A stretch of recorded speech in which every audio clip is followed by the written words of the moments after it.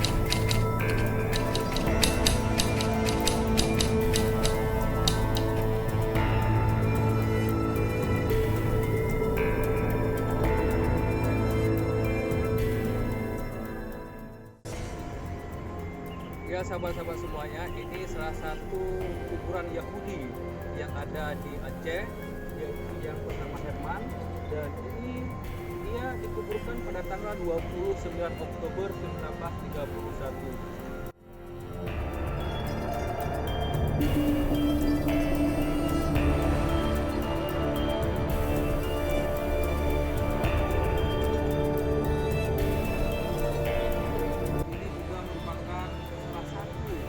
Makam Yahudi yang ada di Aceh yang bernama Salomon Moses, dan ini juga ada bahasa Ibrani yang ditulis di sini, dan pada makam sebelumnya juga kita menemui adanya bintang David yang ada di makam-makam yang ada di dalam kompleks.